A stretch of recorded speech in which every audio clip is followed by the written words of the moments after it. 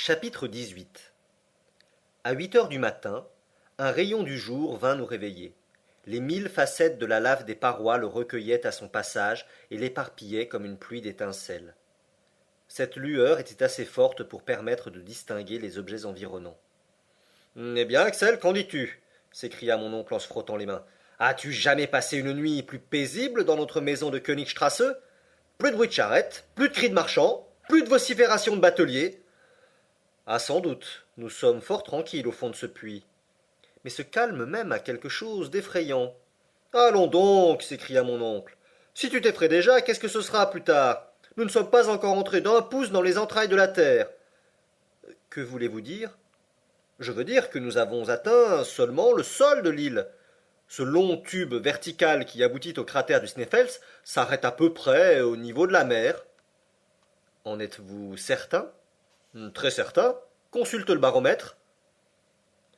En effet, le mercure, après avoir peu à peu remonté dans l'instrument à mesure que notre descente s'effectuait, s'était arrêté à 29 pouces. Tu le vois, reprit le professeur, nous n'avons encore que la pression d'une atmosphère, et il me tarde que le manomètre vienne remplacer ce baromètre.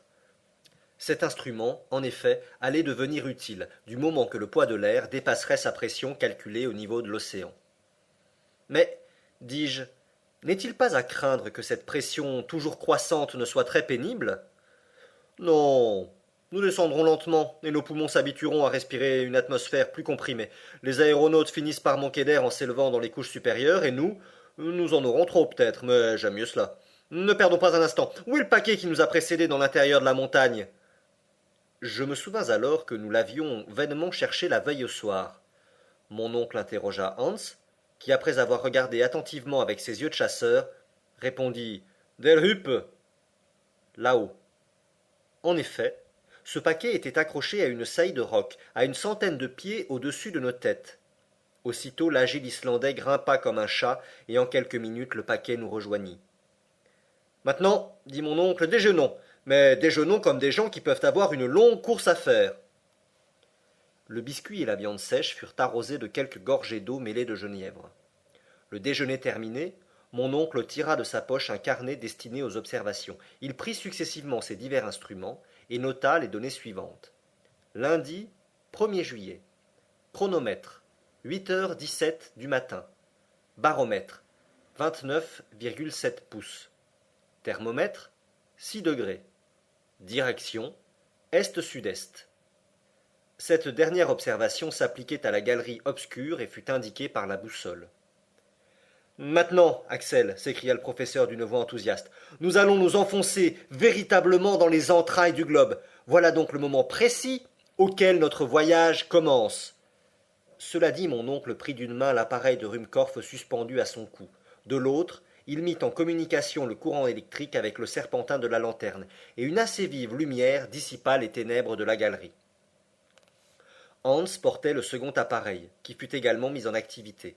Cette ingénieuse application de l'électricité nous permettait d'aller longtemps en créant un jour artificiel même au milieu des gaz les plus inflammables. En route, fit mon oncle. Chacun reprit son ballot. Hans se chargea de pousser devant lui le paquet des cordages et des habits, et moi, troisième, nous entrâmes dans la galerie. Au moment de m'engouffrer dans ce couloir obscur, je relevai la tête, et j'aperçus une dernière fois, par le champ de l'immense tube, ce ciel de l'Islande, que je ne devais plus revoir. La lave, à la dernière éruption de 1229, s'était frayé un passage à travers ce tunnel. Elle tapissait l'intérieur d'un enduit épais et brillant. La lumière électrique s'y réfléchissait en centuplant son intensité. Toute la difficulté de la route consistait à ne pas glisser trop rapidement sur une pente inclinée à 45 degrés environ. Heureusement, certaines érosions, quelques boursouflures tenaient lieu de marche, et nous n'avions qu'à descendre en laissant filer nos bagages retenus par une longue corde. Mais ce qui faisait marche sous nos pieds devenait stalactite sur les autres parois. La lave, poreuse en de certains endroits, présentait de petites ampoules arrondies. Des cristaux de quartz opaques, ornés de limpides gouttes de verre et suspendus à la voûte comme des lustres, semblaient s'allumer à notre passage. On eût dit que les génies du gouffre illuminaient leur palais pour recevoir les hôtes de la terre. C'est magnifique, m'écriai-je involontairement. Quel spectacle, mon oncle! Admirez-vous ces nuances de la lave qui vont du rouge-brun au jaune éclatant par dégradations insensibles? Et les cristaux qui nous apparaissent comme des globes lumineux? Ah! Tu y viens, Axel! Répondit mon oncle. Ah! Tu trouves cela splendide, mon garçon! Tu en verras bien d'autres, je l'espère. Marchons, marchons! Il aurait dit plus justement glissons, car nous nous laissions aller sans fatigue sur des pentes inclinées. C'était le Facilis Descensus Averni de Virgile. La boussole que je consultais fréquemment indiquait la direction du sud-est avec une imperturbable rigueur. Cette coulée de lave n'obliquait ni d'un côté ni de l'autre, elle avait l'inflexibilité de la ligne droite. Cependant la chaleur n'augmentait pas d'une façon sensible, ce qui donnait raison aux théories de Davy, et plus d'une fois je consultais le thermomètre avec étonnement.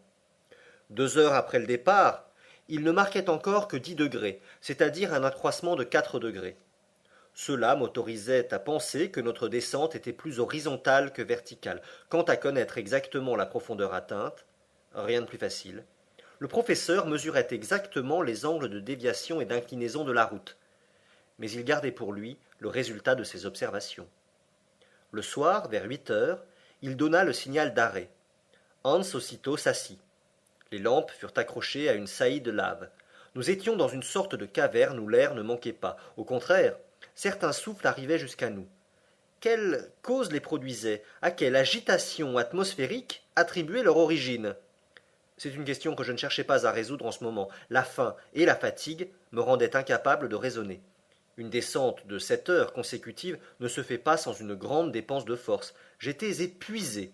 Le mot halte me fit donc plaisir à entendre. Hans étala quelques provisions sur un bloc de lave, et chacun mangea avec appétit. Cependant une chose m'inquiétait, notre réserve d'eau était à demi consommée. Mon oncle comptait la refaire aux sources souterraines, mais jusqu'alors celle-ci manquait absolument. Je ne pus m'empêcher d'attirer son attention sur ce sujet. Cette absence de source te surprend, dit-il. Sans doute, et même elle m'inquiète. Nous n'avons plus d'eau que pour 5 jours. Sois tranquille, Axel. Je te réponds que nous trouverons de l'eau. Et plus que nous n'en voudrons. Quand cela? Quand nous aurons quitté cette enveloppe de lave. Comment veux-tu que des sources jaillissent à travers ces parois? Mais peut-être cette coulée se prolonge-t-elle à de grandes profondeurs? Il me semble que nous n'avons pas encore fait beaucoup de chemin verticalement. Qui te fait supposer cela? C'est que si nous étions très avancés dans l'intérieur de l'écorce terrestre, la chaleur serait plus forte. D'après ton système, répondit mon oncle. Qu'indique le thermomètre? 15 degrés à peine, ce qui ne fait qu'un accroissement de 9 degrés depuis notre départ. Eh bien, conclus? Voici ma conclusion. D'après les observations les plus exactes, l'augmentation de la température à l'intérieur du globe est d'1 degré par 100 pieds. Mais certaines conditions de localité peuvent modifier ce chiffre. Ainsi, à Yakoust, en Sibérie, on a remarqué que l'accroissement d'1 degré avait lieu par 36 pieds.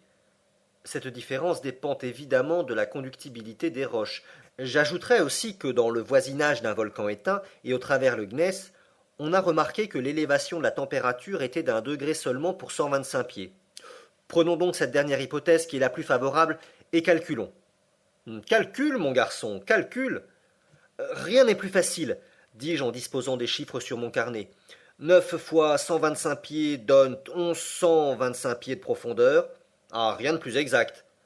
Eh bien, d'après mes observations, nous sommes arrivés à 10 000 pieds, au-dessous du niveau de la mer. Est-il possible? Oui, ou les chiffres ne sont plus les chiffres. Les calculs du professeur étaient exacts. Nous avions déjà dépassé de 6000 pieds les plus grandes profondeurs atteintes par l'homme, telles que les mines de Kitzbühel dans le Tyrol et celles de Wüttenberg en Bohême. La température, qui aurait dû être de 81 degrés en cet endroit, était de 15, à peine. Cela donnait singulièrement à réfléchir.